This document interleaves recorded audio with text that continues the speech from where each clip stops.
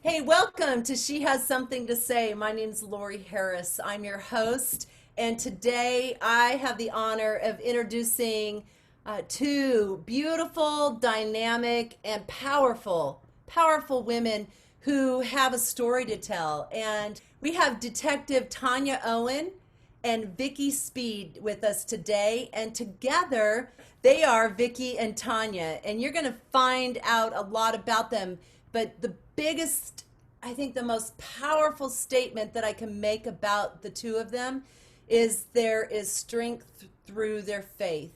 And together they have formed a coalition, an organization, a nonprofit where they are making positive and lasting impacts in the lives of women and men who have been impacted from the dynamics of law enforcement and also within the communities that they serve, live in, and travel to. So without further ado, Vickie and Tanya, welcome to She Has Something to Say.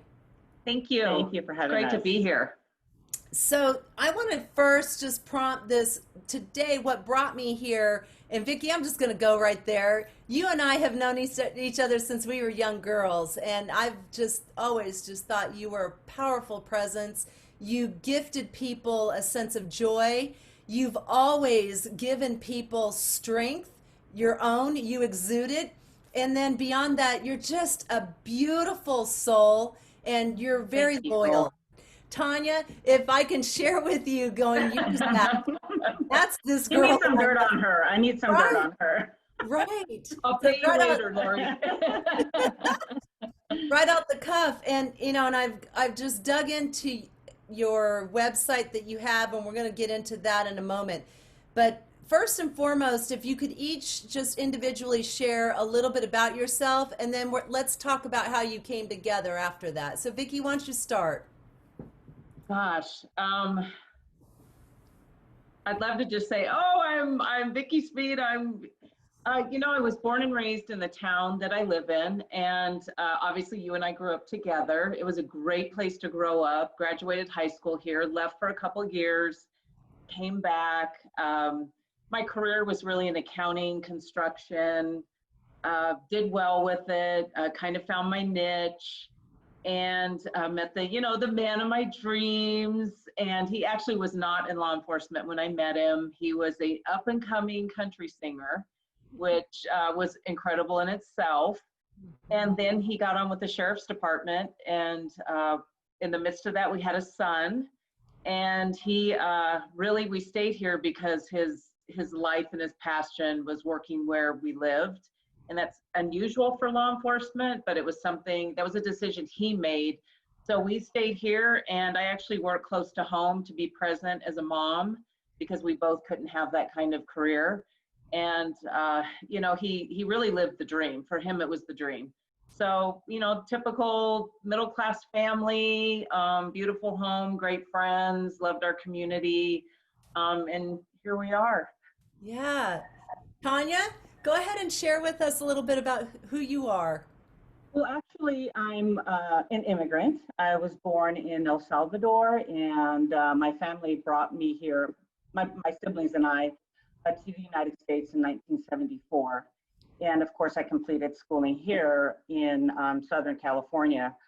And at the age of 21, I became a law enforcement officer and have had an incredible and long career. I've been assigned to a lot of different incredible different positions in the department. And while working as a deputy sheriff, I met my husband, Uh-huh. Steve Owen, who was already on the department.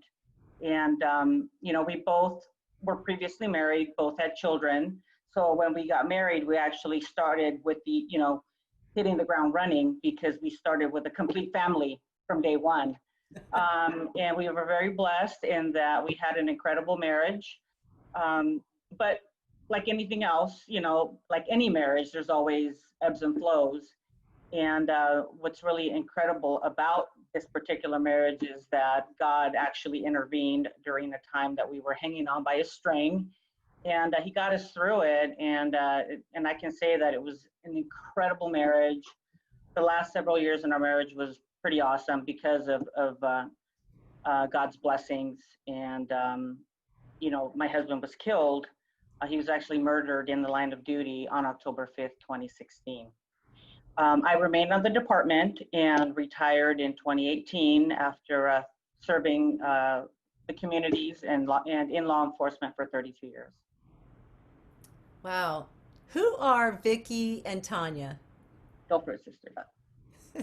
I think we're, you know, I actually had to think really hard about that. And I think when people ask us that, I think we say we're two resilient women that have been thrown a lot, including tragedy, and made a decision to thrive and survive and really just try and make a positive change in the world from what's happened. Wow. And Tania? Um, I mirror what Vickie said, and you know what? And here's the thing: when something tragic happens in your life, you can do one of two things, and that is one, either give up, Yes. or persevere. And Vickie and I have chosen to persevere, and not only persevere, but because we are wiser and older, we've obviously had a lot of life lessons that we want to be able to share with the younger generation so that they don't make the mistakes that we made. And in particular, with Vickie and Tania, what we want to do is we want to be able to save marriages, because we're truly convinced that the enemy is after the sanctity of marriage. He wants to destroy the sanctity of marriage. And unfortunately, in law enforcement, there is a lot of divorce. There's a very high rate of divorce. And a lot of it really is because when we're married, we're not given a book on how to navigate through a marriage. And that's just marriage alone. Now, being married to a law enforcement officer really just magnifies things because of the schedules, the danger that they're put in every day. Things have to change. And a lot of times, mainly women, we don't know how to navigate through that. And unfortunately, sometimes when things get tough, we take the path of least resistance and we just quickly get a divorce versus persevering, getting through that hump and coming out stronger at the other end. Right, right. So why did you two decide to write a book about this? Let's talk about that. Well, there's probably a little bit more to it than that. You know, we look back, and as crazy as this sounds, it's been about 30 years that God has been planning this time and this year and this time, this season in our life, through our families, through our children. Very early in Tania's career, she worked with my brother. I didn't even know who she was. Oh, It was, wow. yeah, it's crazy. And then her youngest son and my son knew each other, hung out in the same group, didn't know that. Her oldest son married Brody's best friend's sister. I mean, it's we look back and they're just, Steve worked with my husband, Mitch. They both worked at Lancaster Station, but we never had a friendship. We never knew each other. You know, she had her career, obviously. We had children. We were all busy. I mean, we'll just chalk it up to being busy. And, you know, I know Tania went to a lot of the events for the department. I didn't. Mitch and I chose not. I don't want to say we made a decision, but I just chose, you know, sometimes with being around other wives, I'll say it, and women, it can get a little rough. It can get a little mean. And I felt like for me personally, it was better to keep my personal life out of Los Angeles County, out of my husband's career. I wanted to protect my son, you know, right, wrong, or indifferent. We're all different, but that was a decision that I made. So a lot of things I didn't attend. And if I had, I would have known Tania and Steve better. But with that being said, really the turning point for us was in 2016, May of 2016. My husband was diagnosed with stage 4 cancer, and he, within a matter of days, stepped away from work. It was pretty urgent. It was an urgent situation. He needed to start treatment right away. And we had the intent of him going back to work. We had set these little goals. Well, that same year, unfortunately and tragically, on October 5th, Steve was murdered in the line of duty. And it really changed, obviously, Tanya's family's life, but you know, it impacted this community, it impacted a department, it impacted, hugely impacted a station, and it impacted Mitch's life. And you have to remember, he was still off work. He was in the middle of chemotherapy. And just, you had to know Mitch, but he became this man of such strong faith and just a strong man through battling cancer. And he loved Tanya so much and respected her so much. He actually was asked by the Owen family to speak at, or to sing at Steve's funeral.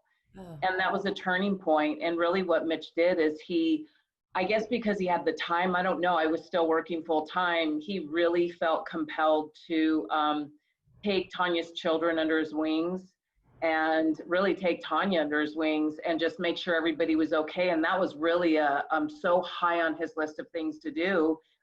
And it was funny, I still didn't, well, no, we had met. We met 10 days. We met 10 days before Steve was murdered. We get to tell that story? Yes, go ahead. Okay, this is my favorite story. Okay. Okay, this is my favorite story. September 26th, a couple days before that, we had got, or Mitch had got a call that said, you need to be at the University of Antelope Valley, which you know what that is, Lori.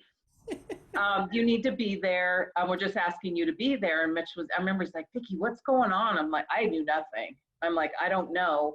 Well, we walked into the ballroom and it was wall to wall law enforcement. They did a surprise luau for Mitch. It was a huge fundraiser, very emotional. I still cry thinking about it. Oh. And it actually was, there's a couple things that happened that night. You know, Mitch was kind of working the room, talking to everybody. I was sitting at the table, just kind of taking everything in, and I was by myself. And I can remember, just as plain as yesterday, there was the back wall over by the doors, and I saw Sergeant Steve Owen. And if you knew Steve, he's kind of a larger than life man and someone that my husband respected immensely, as did anyone in the department. And I can remember seeing Steve in uniform walking along the back wall, holding this beautiful lady's hand with his chest puffed out, and he's walking. And you know, in that moment you think, oh my God, like he just loves her. Like he was the proudest husband. And I remember watching, just kind of taking this in, and you know, and you're just like, wow, that is so cool. And later that evening, Steve he was working, he had to go back to work, and he came over, and it's just a side of Steve that I had never seen before, because he was a very big man. And like I said, larger than life in law enforcement. And he hugged me, and it was a hug you never forget. And he had tears in his eyes, and he was heartbroken that Mitch had cancer. And I remember him telling me that he wished that he could take it for him. Oh. And yeah, you know, and then he made me promise that if I ever needed anything, that I would call him and let him know. And I just was so moved, you know, just to see, look in his eyes. And I mean, it's a love that I can't explain it. And I remember he said, oh, Vickie, have you met my wife, Tanya? And she reaches over, and I'm going to let you know, if you ever shake her hand, it's the firmest handshake you'll ever get in your life. And I remember thinking, oh, crap. So we actually met that night, and 10 days later, Steve was murdered. And that was our first introduction. And really, wow. It just was meant to be that way. And it went from that to Mitch spending time with their family. And like I said, I really wasn't around. Mitch was building the relationships with the Owen family, and I was at work. And we went to church together. We all went to church together, and there was just kind of this family dynamic because of what had happened. And I don't know, Tanya and I just kept talking, and it was, I still remember it. It was June in 2017. It was after church, and Mitch had not gone that day, and we ended up in the parking lot for three and a half hours, an empty parking lot after church, and we talked about our lives. And she was the only person that I had told that God told me when Mitch got sick that he was preparing me to live alone. and that Mitch wasn't going to make it. But I didn't know what that meant. It could be 20 years. It could be, so I was just, you're like, wow. Well, I remember sharing that with Tanya. And I remember us talking about, it was more Tanya talking about, she felt like she had this calling on her life. She didn't know what to do with it. None of it made sense. She was a cop. She was working, and we're like, yeah, you're kind of okay. And I was like, we both kind of looked at each other and we thought, well, maybe one day we'll do something. But I was like, Tanya, I can't do anything. My husband's really sick. Yeah. So we kind of left the parking lot that day, and fast forward to July 2018, we knew each other. We were not hanging out. Again, she was at our home. Everyone was really involved in Mitch as he declined. People were around, and it was Tanya and her children. And when Mitch passed in July, we kind of started hanging out. It was more, obviously we both lost our husbands, what they meant to this community, to the department. We learned to lean on each other. You have conversations that only you understand, that no one else does. And so we just kind of held on to this friendship. And then as time went on, We went to DC. I'm gonna let you tell that. Every year in May, the country celebrates Police Week, and they honor all of law enforcement. And this actually started back with President John F. Kennedy. I want to say 1965 or thereabouts. Yes, Close. And so each year, all of law enforcement converges in DC and to honor all of the fallen officers from the previous year. So in 2019, I invited Vickie to come with me to experience it, and it was then from then on that we really became very close. Yeah, we spent a week in DC, and it was funny. We didn't really, and her daughter was with us, and Tanya and I knew each other and we'd hung out, but we left at the end of that week, and we literally have been attached at the hip since then. It's just crazy how a friendship can, and really we call it a sisterhood. We're not friends, and I think we came to understand this plan that God had for us. It was so much bigger than us. It doesn't make sense to a lot of people, but we knew we had a story to tell, and we knew we needed to impact lives. We felt that we could, based on really between the two of us, we have 50 years of marriage experience. And we thought, how incredible would it be if we could teach younger couples, if we could save marriages through our experiences, and more importantly, through having, people know who God is, what he can do for you, and the, the things he can offer to you as a person, in that personal relationship you can have with him. So we ended up having a talk at one of the local areas here in Palmdale, and because so many people asked us to share our stories. So it went from that to, hey, how about if you talk in front of a large audience, or in front of an audience? So when we put the information out, we didn't know if you were going to be talking to one person, to 3 people, to 10, to 20. But when the day came, there was over 500 people in the audience. There was that much interest. There was military personnel, law enforcement personnel, as well as just citizens from the community that wanted to know. And it was such a successful night that people kept on asking us, when are you going to talk again? When are you going to talk again? I missed it. And so back to your question, how did we come up with the book? That's what it was. We thought, how can we get this information out to more people? And one day we just were talking, we were coming back from a trip in Los Angeles, and we both decided, hey, let's write a book and really get it out there to as many people as possible. And I know there's a story behind writing this book as well. And I want you guys to talk about that, because I know at one point you guys kind of put the book on the back burner a little bit. So when you had the inspiration to start this book and you guys dove in, talk about the dynamics and the transition of how that it kind of, books just don't happen. And to take on the idea of a book, really, I mean, the inspiration can be there, but to do the work for the book is quite profound and complex. So, Well, I'm going to let my sister share that story because she was intimately involved in a lot of the, putting this together. However, let me start by saying that what she's going to talk about is going to really show you what people say when it's God's perfect timing, how that really works. And that's exactly how this really came to be. yeah. Well, Lori, we got excited in the moment. It's great to say, let's write a book.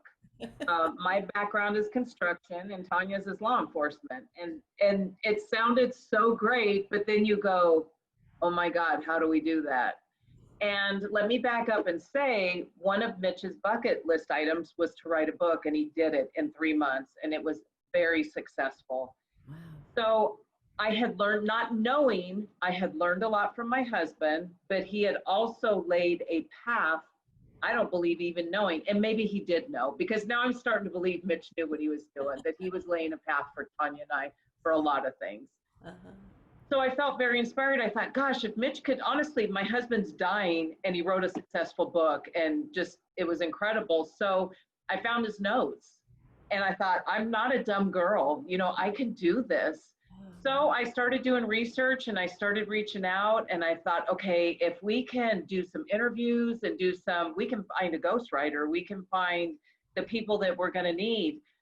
So being two single women, we make this great business move and we sign a contract with someone and pay them a ton of money and nothing happened. Right. And we didn't get the money back. Doors were closing on us. Really, doors were slamming. And it was, I believe it was October of last year. It was October of last year. All this was happening. And we were getting a little discouraged. And then you start wondering, are you in over your head? Is it just like, was it excitement in the moment? And it sounded really good. Uh-huh. And then with the holidays coming, I'll be very honest, they're still very painful for both of us. And it was just completely on the back burner for the holidays. It was just, it was rough. It was a very rough time for me. I think I had come out of the first year fog. So now there was some reality in all of this. So it was a difficult time for me. So we just kind of let it go. And New Year's Eve came and, you feel very motivated. And for me, I had to just really reflect a lot because my life was so different. Yeah. I had to ask myself, where am I going? What am I doing? I didn't go back to work when Mitch passed. I actually, I guess you could call it retired, but I stepped away and didn't go back. And I knew I needed to find some kind of purpose. My husband didn't live. He wasn't a man that just lived and existed. I look at all the things he did before he died, and it really has inspired me a lot. So the new year came, and I remember telling Tanya, we're going to do this. I don't know how, but we are going to do this. Now, you have to remember, we're in 2020, and nobody knew what was going to happen. Right. Literally in February, we sat down with, and it's actually, I'm not going to name any names, but you know them very personally. We sat down with a husband and wife who we respect, who are very prominent, successful people here in our community. And it was more, we wanted to ask them, what do you think? Are we crazy? What is your advice? And we were ready to pull the plug, like, we're doing this. And we thought, what better people? So we reached out to them, and literally within a week, they had an appointment set. Come meet with us. We want to talk to you. We laid everything out for them. Yes, do it. Yes, this, yes, that. I can't write fast enough, and Tanya's talking and I'm writing, and they're like, we believe in you. They know our husbands. So we're like, wow, okay. So then, we said, hey, we want to write a book. I know this sounds really crazy, but literally, Lori, by the end of that conversation, we had a phone number to call from this meeting. Hey, I know someone. And I remember this gentleman was sitting there on the phone texting, and he's a businessman, so I didn't think a lot of it. He says, write this number down. And I write the number down, and he says, when you get home, call. And you and I both know when someone you respect says, when you get home, call, it means go home and call. Right. I did. I went home and made the phone call. Well, it wasn't the woman I was looking for. but she said, if you don't mind me asking, what's your story? And I told her, she said, can you hold that thought and let me get a hold of a friend? I think she's going to be interested. And you think, okay, literally within 2 days, I'm going to say 2 days, we had a publisher and we had a writer, and they were in love with our story, with our what we wanted to do, why we were doing it. That was mid-February, and I don't even think it was a month. The book was underway. We decided to take this bigger. We started a foundation in our husband's names. We thought, if we're going to do this, we're just going to go for the gold. You know, we know who they are and what they stood for, and their legacy is huge, and we knew we couldn't let it die. So fast forward, we're in March, COVID hits, and everything is shut down. Well, our publisher is at home. She's locked at home. Basically, everyone's home, and the door is wide open to start our businesses, start our corporation. I mean, attorneys, CPAs, writers, you name it. Everyone's like, I have nothing to do. I'm locked down with COVID. What can we do to help you guys? And we're just like, oh, okay. So going from it being on the back burner to mid-February, all of this happened within weeks, and every piece of the puzzle, and I mean the best of the best of the best, was laid at our feet. And, you know, that's God. It's not us. We're not writers. We're not accountants. We're not, grant writers. We're not, it's just none of it was us. And we realized that this path was laid so long ago for us. And when we both said, we've got to find a purpose, and we know we're supposed to do something, but what? It was laid out. I'm loving that you truly have been inspired by the legacy of both of your husbands' energy. You've been inspired by their hearts. You've been inspired by their love of people. You've been inspired by, and I'm just getting this from this conversation, you've been inspired by this desire to truly change people's lives because of the legacy that they left you.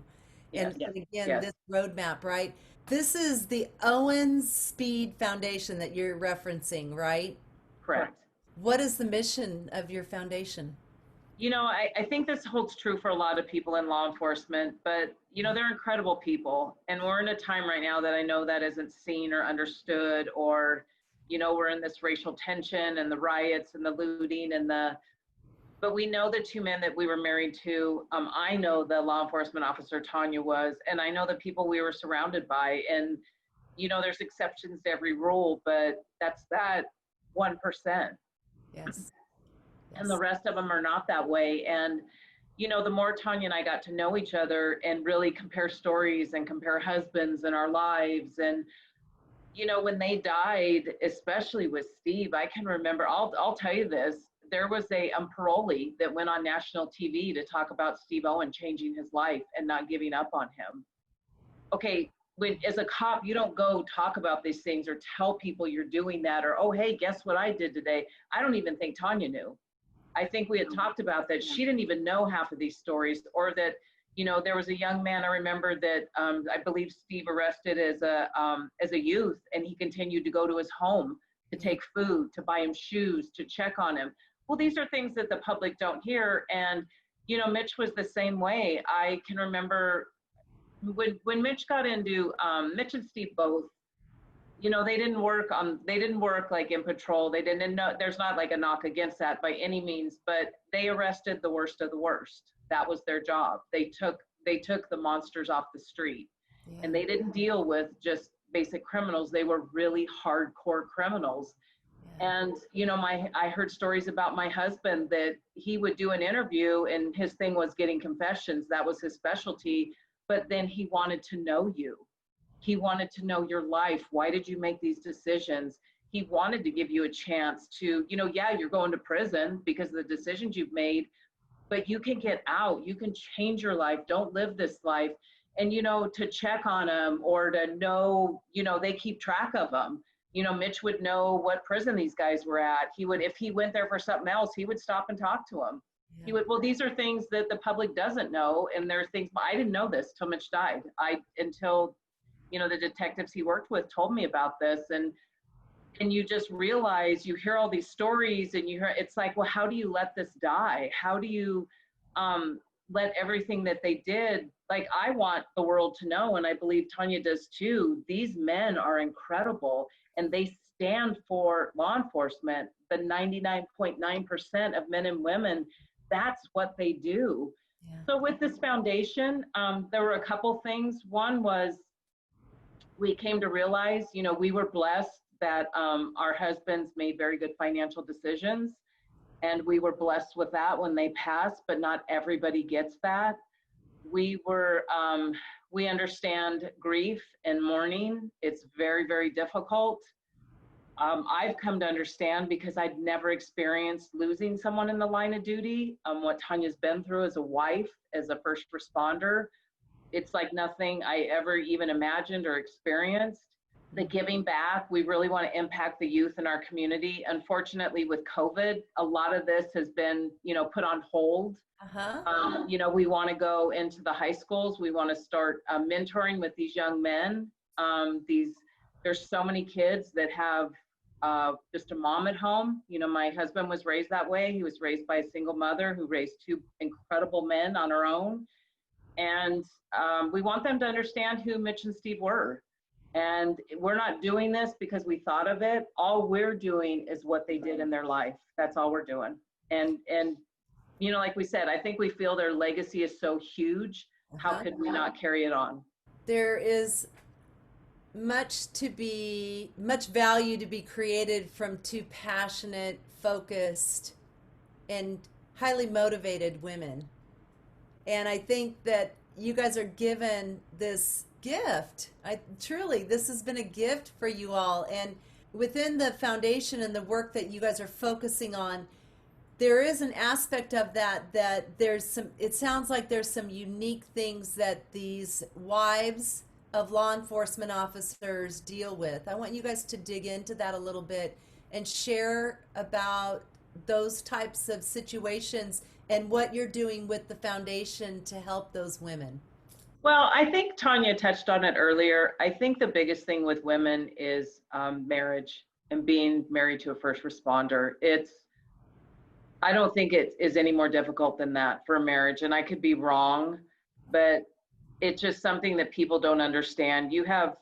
It's so hard to make a marriage work as it is, but you're really, as a civilian, I can say this, I was a single mom most of the time. I spent a lot of holidays by myself. I went to family events by myself, and there's resentment that came with it for me. There's Mitch and I, we had some really rough patches. There's a couple times we almost called it quits. And I actually grew to resent his job and to resent his career, because he was living the dream. And maybe I had a little bit of resentment because I settled for my job. I wasn't following my dreams or living my dreams but I know it was a decision we made as parents. That's part of being, parents. You have to make those decisions, and it was best for our son. But I also had some resentment. And I think we've come to realize everything that we felt and have gone through is what wives go through. It's just there's no outlet. I didn't know who to talk to. I didn't, we kept our problems at home. We didn't openly discuss them. I never talked bad about my husband in public, or, also this is where his career was. And I never wanted to hear, everyone say, oh my gosh, Detective Speed, he's a great cop, but have you heard what his wife said about him? I never wanted to be that wife, but we've really come to understand that what we have gone through and what we're, I guess, still going through with losing our husbands are things that women are going to face. Mm-hmm. And there are going to be more women whose husbands are going to be murdered in the line of duty, or, due to exposure, they have cancer, or, they're going to be facing this financial issues. Mm-hmm. Giving back to the youth in this community and making a difference. And, something we don't want to talk about, but it's really big right now, and it has been for years, and I didn't know until Tania made me aware of it, is, suicide in law enforcement is higher than in line of duty deaths every year, and we don't talk about it. So that's actually something we're becoming very passionate about. And so, what advice would you give to the women of law enforcement officers, those mothers, those wives, and maybe some of those children as well that you guys interact with all that you're doing now and the programming that you're getting ready to offer? Here's one thing with law enforcement marriages, you have to have incredible communication, because Hmm. a lot of times we don't have that, and because we're not able to communicate and talk about what's going on or our feelings, resentment can come into play. And for me, being a first responder as well, it was the same thing. We didn't celebrate the holidays on the holidays. We didn't celebrate the birthdays on the birthdays. I used to have to go to either get-togethers by myself. So as a wife, you have to understand that and not give your husband a hard time over it. Because there could be times where, you're getting ready to go to a family gathering. Your husband's going to be off work at this time, but then he calls you at that very time and says, hey, we just had a big bust. I won't be able to make it. We have a lot of evidence to book, people to book. And you, as a wife, you just have to understand and say, okay, honey, I understand. I love you. Be safe. And that's it. Our first reaction is to get upset because this might be an important event for us. But you also have to understand that in our profession, every day that we get up, when we go to work, we don't know if we're coming home to our family that day. Right. We don't know if we're going to be killed that day. We don't know if we're going to be injured that day. We have no idea. And this is one of very few professions, like military or firefighters, where you go to work to purposely put yourself in danger, in harm's way every single day.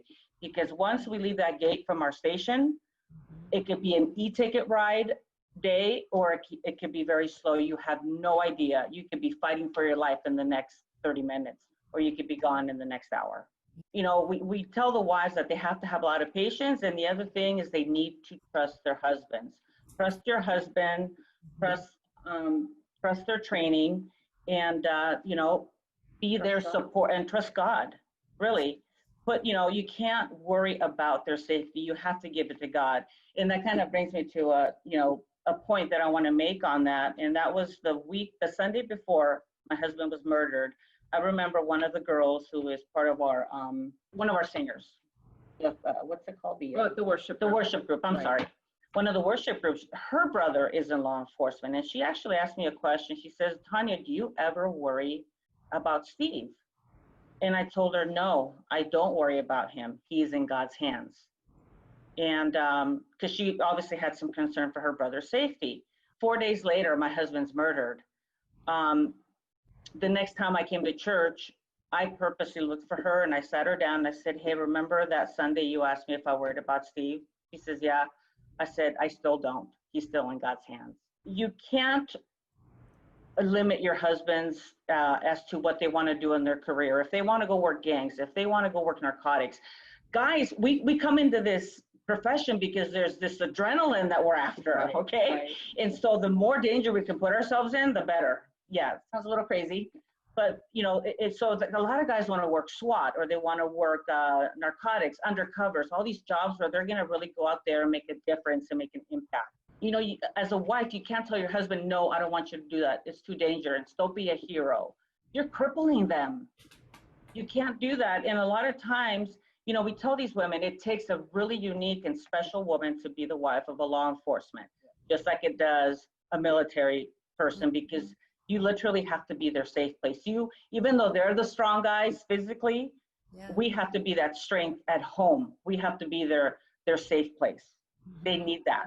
And so as a woman, a lot of times we're going to have to take a lot of responsibilities that sometimes we think it's not fair that they're not helping us with. But you know what? We need to sometimes take those, and there will be times when they're in a shooting or when they're involved in something that is so emotional that it takes everything out of them, where we're going to have to take the brunt of it, if not all of it, and still be there as their wives to take care of them, not to complain to them, not to argue with them, but to be their source of strength and calm. The programs, I mean, COVID's kind of made things very different and it's making us adapt, right? So we're in that adapting phase. But how are you guys adapting, and what are you planning on doing here in the next few months to get out back out there in various ways? So virtually and maybe a hybrid type of approach. Well, what we're doing is pretty much what everybody else is doing. We have to adapt, overcome, right? And uh, uh, be available and make ourselves available to new ideas and new ways of communication. But fortunately for us, we're able to travel to different states in the country, and different states are at different stages of their COVID. So, for example, in the next month, we're going to be going to New Mexico to speak to the wives of two different police departments, and we're actually going to be able to gather at a church that's big enough to be able to have all of these guests. And so that, and you know, the COVID-19 rules are not as strict there. But of course, like everything else, we take precautions and we make sure that everybody still has that safe distance. So we're just, basically we're just adapting, and we're definitely not stopping. We have a purpose and we have a push, and this is our time to do it. So, you know, we can Zoom. We're hoping to be able to talk to wives and have them ask any question in regards to marriage. No subject is off the table. Right. Anything and everything, we'd be more than happy to talk to them about. We'll Zoom in and ask questions, and yeah, we'll communicate that way. And I'm going to go back a little bit when you talked about, you know, COVID. I believe COVID has been a blessing for a lot of people. And for us, when we go back to this starting, it allowed us to finish this book quicker than we thought. It freed up a lot of time from a lot of people. And it actually, you know, everyone's gotten so creative with Zoom and with online and I think we're busier now than we would have been if COVID and honestly what's happening in America right now hadn't hit. Our platform is so huge right now. We feel like we almost can't keep up. Okay, Vickie, is it busy or is it you're more productive? You know, I've never worked this hard in my life. I'm going to be Yay! honest, but it's, you know, obviously the passion is so different because it's not a job, it's passion. Yeah. But yeah, we're just, you know, there's so many platforms out there for us because it's law enforcement and because we were blessed to be retired and we have the time and we can travel. And it was really, the traveling was a big desire of our heart when this started. It was like, you know, God, we want to do this, Yeah. but we want to go through the US. I mean, we want to go bigger than that, but right now we want to hit all of the United States because we're able to do that. And really that's what we're seeing happening right now. And we're like, oh my gosh, can you imagine when the book's out? Like, what is going to happen when this book is out? What's coming in the pipeline? What's next for you two? What's in the pipeline? Well, we actually, I had told you that Mitch wrote a book Mhm. and he did not get to release the audio on this, but it was 80% done. We are re-releasing his book through our publisher. I believe it's going to print here in the next month. Huh? And it will be with audio. And I'm very proud to say my son finished it. So there's some bonus stories in there. Yeah, so that's a big one. You know, the legacy thing. This is part of Mitch's legacy. And we're both so excited and proud just to be a part of that. And then obviously, I mean, I'm going to say it, October 5th is the four-year anniversary of Steve's murder. It's a very big event here. It's 24-hour vigil. A lot of news media, a lot of law enforcement. It's a very big day, you know, to honor Steve and remember him, not remember the awful that happened, but remember the incredible man that gave his life. So that's definitely big for us. And we actually get back from New Mexico the day before, so it'll be a busy week. And we're finishing up our book. We're actually have a couple chapters to go, but we're really close. And we had a photo shoot this week for our cover. So everything is just moving really quick. But you know, it'll something I want to say. We actually haven't announced it yet, so you were the first one to know. Yeah, we're really excited. Like I said, we've been blessed with some amazing people and that are on our team that are very involved in this. And we have a young lady who is a grant writer, and she really wanted to get the foundation going. So National Suicide Awareness is in September, and we are launching for law enforcement. That will be our first donation item to the foundation. We are giving back to families. Most families don't know this. When you commit suicide in the line of duty, you lose all of your benefits. There's agencies that you can lose your retirement. No insurance. No insurance, no anything. Nothing. You have nothing. Most people aren't aware of that. And Tanya and I want to step up and make that our first priority, because suicides this year are numbers they've never seen. So we felt it was very appropriate with this coming up that we are going to launch the foundation with that being the first donation item. And we're going to start helping with funeral expenses and finances. And so we're very excited. We feel like it's something our husbands would really support and back. And, obviously they're part of all of our decisions. We want to make sure to say that 100% of all donations will go. Yes. Not a penny will be. Well, one of the things with Mitch and Steve is they were such men of integrity. And Tanya and I both agreed, as we sat down with our attorney also, was anything going to this foundation 100% of it will stay in this foundation and be given back. We want to be completely transparent. We want to live the same way that our husbands lived. So it's really important to us for people to know that. Yeah. We do hope in the near future that we will be building a playground in our husband's name at the church that we attended. It will be for the children. And, the future was very important to Mitch and Steve. The future generation, the young kids, the high school boys, even young kids they arrested.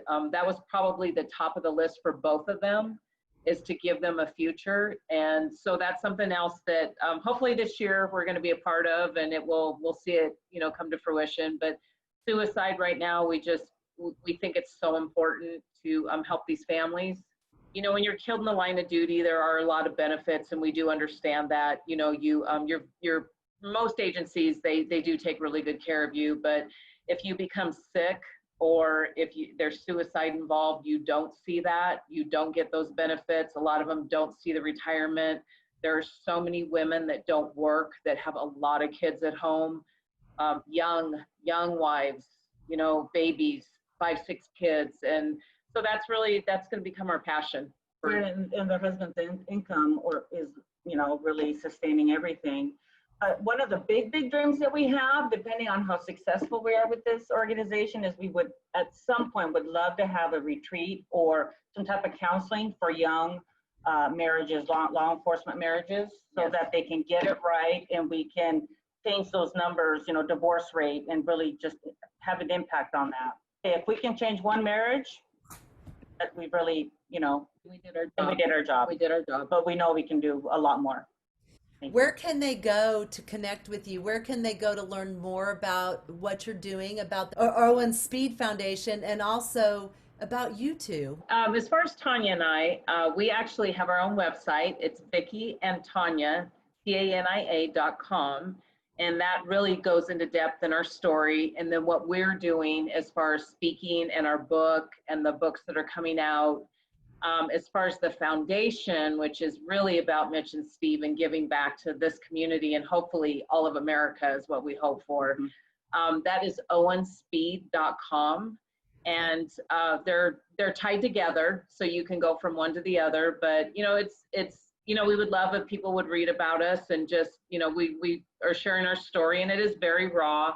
We, even writing this book, Tanya and I have chose to be transparent. Some of the things people are going to read in this book, there might be a shock factor, but we felt like to help people, you have to lay your life out 100%. And we're doing that. Yes. And we just felt like to help people, that's the only way you can do it, is to really just be real with them. Absolutely right. Share with the viewers on VickieandTania.com. You also can sign up. It's about a quarter way down. You can sign up with your email. We do have a monthly newsletter. And we also have blogs that come out weekly. And we do have a Facebook page, VickieandTania.com. We share a lot about our personal life, our husbands, really in depth about law enforcement and marriage, and we tackle some not so exciting, little rough areas to go to, but that's what I think makes us so different is we want to tackle things and talk about things that most people want to avoid because they're uncomfortable. It even includes death because we both have lived through it, and what it's like to bury your husband and what it's like to be alone and start over. And so we just we keep it real. But yeah, and you know what? We don't come from a place where we're two perfect women. We were actually two very imperfect women. And, through life lessons and God's love, we were able to succeed. Yeah. And by the way, I'm going to say this. I think you both were blessed, Yeah. definitely deeply blessed with some very sound gifts, and that is to love deeply, to care, to be trustworthy, to be respectful. Those things don't come easy, and they sometimes are gifted, and when they are, it's an amazing thing when you're able to share that back out.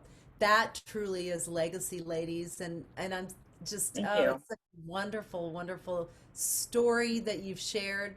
I just want to say thanks for being so vulnerable and sharing. Thank Um, you. thank you. oh, yeah, I'm going to go ahead and wrap this up, but I want you guys to leave our audience with just one thing. um Love every day like it's yes. your last. Oh, wow. Yeah. And love, and I think one of the things I share is love deeply. I think a lot of us are so afraid or so love deeply and just live a full life because you really don't know when things are going to change. Things can change in a split second. So love them up every single day. Nice.